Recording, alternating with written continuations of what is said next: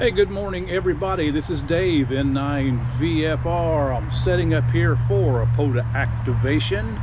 I realized recently I'm approaching 1,000 of those things, and I might just kind of work towards getting that 1,000th one, and then of course moving on. I'm setting up at the Lewis and Clark State Historic Site in Illinois, just north of St. Louis, Missouri, and not very far from the Mississippi River. This is where Lewis and Clark wintered between the winter in 1803 to 1804 and left out of here for their westward journey in mid-April. I've always wondered why they waited so long until mid-April, but that's what they did. I think partly because Lewis in particular liked to party down in St. Louis, and that's been pretty well documented. So there's a lot of traffic only about 75 or so yards away from me. In front of me, I'm going to set up in the back, and today I am going to test a new antenna. I'm really anxious to see how this thing works, and it is the Rybakov. The Rybakov consists of a 25-foot vertical wire. I'm going to set that up on my my little mast. My spider beam 10-meter mast goes a little over 30 feet. I only need 25 feet plus a little bit for this antenna, and it also comes with, or it didn't come with, I put together 4 25-foot wires for ground and a 4-to-1 Balun. Let me see just what I've got right here. I will show you. This is kind of how I organize things in my life, by just a Ziploc bag. That's the Rybakov. That's the 25-foot antenna, the 4-to-1 Balun, and here is, I actually wound these, 4 25-foot wires. It will act as a ground, and I'm really anxious to see how this thing works. I've heard a lot of good things about it, seen a couple of videos as well. The sun has really not been friendly as of late. A lot of sunspots kicking off, so we're going to find out how it does. All right, I'm going to get set up and we'll have a little fun, I hope. Dave, N9VFR. Well, okay, here's what I've got it all set up with this Rybakov. 25-foot in a ground wire. One of them comes out just a handful of feet in front of my van on the asphalt. Not my preference, but let me see. There is, and I've got my back to the sun so you guys can see the spider beam.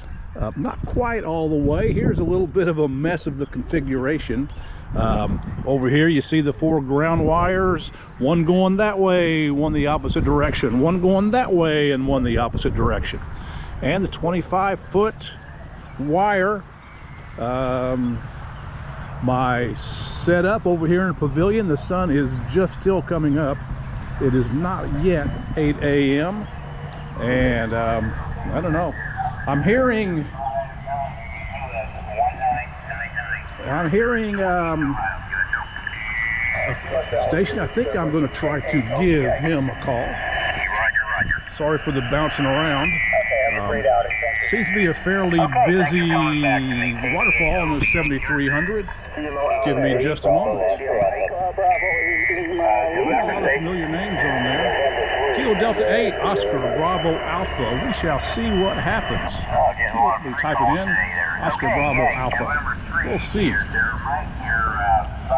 All right. Sorry for the less than ideal camera work. It's kind of what I do. All right. So let's see if I can make a park to park. Park to park, November 9, Victor Foxtrot Romeo, park to park.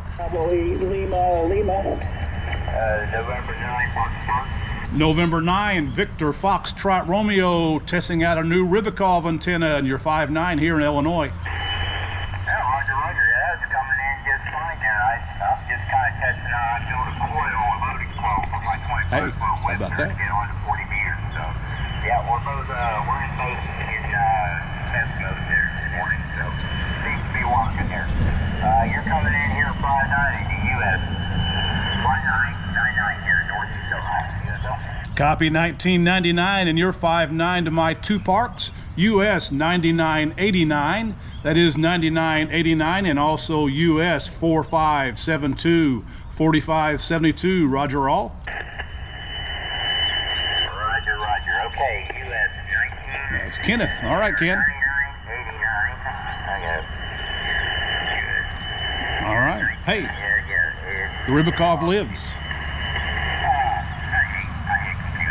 I need to get my pad out and write this all down. It's 4572. 9989 plus 4572. That's a roger. And hey, thank you very much for my first contact on this new antenna. 73. Okay, 73 there. Give me 1 second here, fellas. There, I'll be right back with you here. I gotta put in the US's there. All right, Ken. Hey, we are in the log. I'm going to play a little radio. Maybe I'll turn this back on in just a little bit. Let you know how I do. Bye for now. And I am back, having completed the activation here at US 9989 and 4572. Not bad. The Rybakov antenna did fine with some really wonky band conditions. Set up on 40 single sideband, as you heard earlier, and stayed there for the most part.